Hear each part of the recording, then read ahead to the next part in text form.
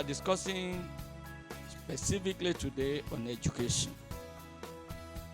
And I believe that the best education that we need to have in our nation today is love for one another. Our education should be based on love for one another. No matter the level of education we acquire, when love for one another is absent, it will further lead to division among us rather than embrace. If we are educated to love one another, that will lead to mutual embrace of one another. It's going to break down stereotypes that we have for one another, and education with love as the bedrock will also enhance tolerance. So if you have not heard me say anything here today, remember that I said that what is missing in our education, or the crucial aspect of the education that we need to emphasize, is love for one another. Going away from there, I need to show why I'm thanking the security agencies for what they are doing. I need to show my heartbreak, heart pains, disappointment about the level of insecurity that we have now in our country. I don't want us to play politics with it or mince words. When day before yesterday, I read that the bandits invaded airport, Kaduna. I thought that it was fake news. I had to call around to know whether it was true or not, and I learned that it was true. I said, what? What an audacity. What really happened? What of intelligence gathering? What are the security agencies doing? If the airports are not safe, sir, none of us is safe. And if they have tried it in Kaduna, they can try it at any other place. You know that was not the first time they will try Kaduna. They first invaded their hostels, took away some people before the security agencies went after them. That was enough for our security agencies to know that those people are hibernating around that place. Invest so much on intelligence gathering to be able to run these people up. But after they dispelled them with their guns, they went to sleep.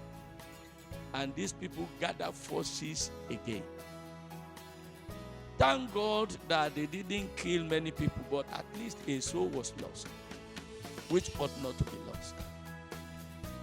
I think this will be core part of our discussions today.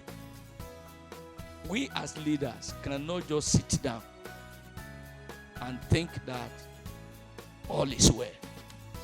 All is not well. I don't want us to come here one day as a result of insecurity and they tell us to stand for 1 minute for any of us.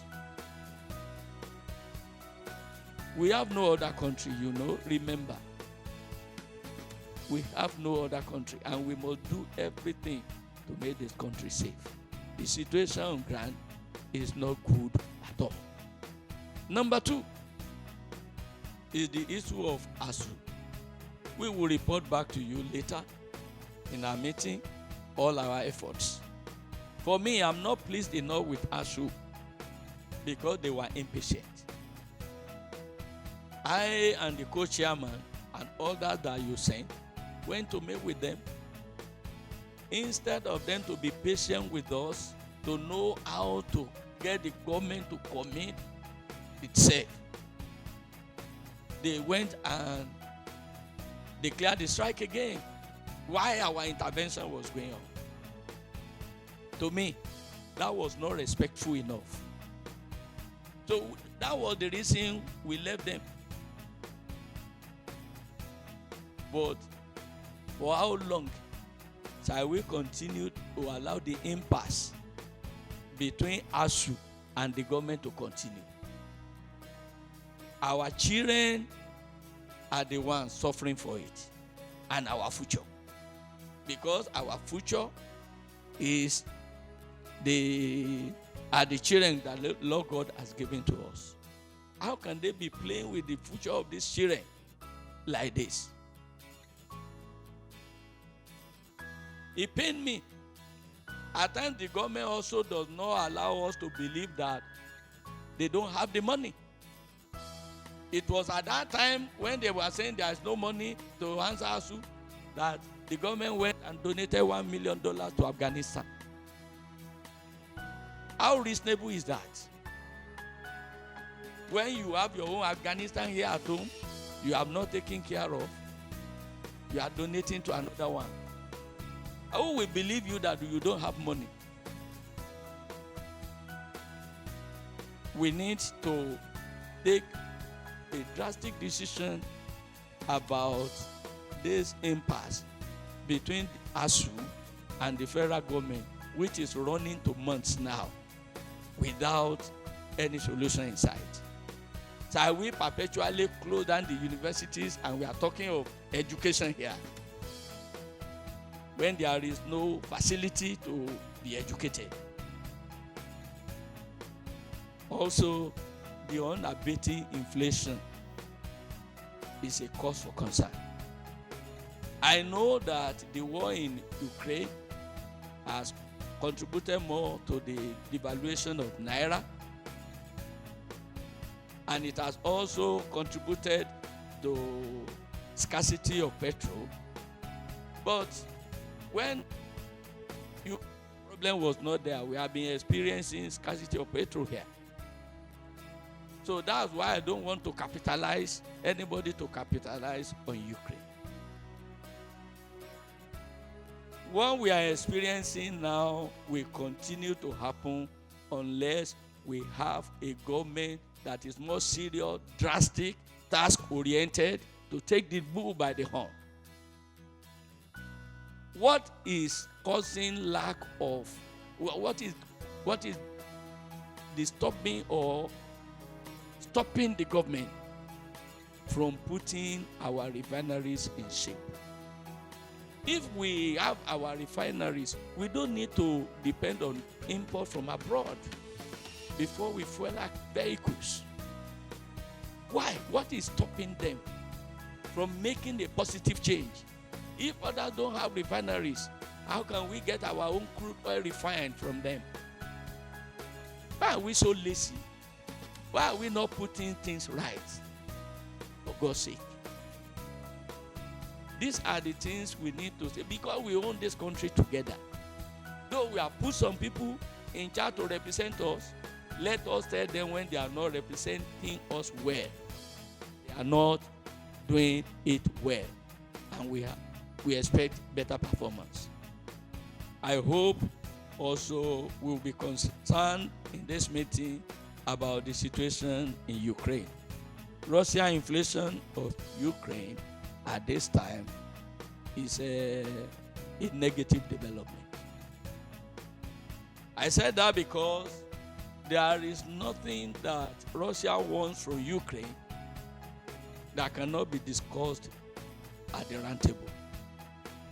Dialogue should have saved the situation than bloodshed. Many innocent people are being killed because of whatever reason. I'm not saying that Russia may not have genuine reasons, but no genuine reason can justify bloodshed. It should have been better discussed at the round table or taken to the United Nations for adjudication rather than invading another independent country as if it was an annex of Russia. I think we religious leaders that hate bloodshed need to cry out against this and talk to Russia to withdraw their troops from Ukraine and go back to their own country, and then engage Ukraine through an umpire in roundtable discussion. I know one discussion is going on now in Turkey, and we are praying it will yield fruit. The United Nations is expected now to do more than what they are doing in order to stop this war. Finally, I want to play with us that we appeal to our words, not to allow politicians to use them as a talks, because the season of recruiting our people from the churches and mosques as talks has come again. We should please advise them not to be allowed themselves to be used for such dirty assignment.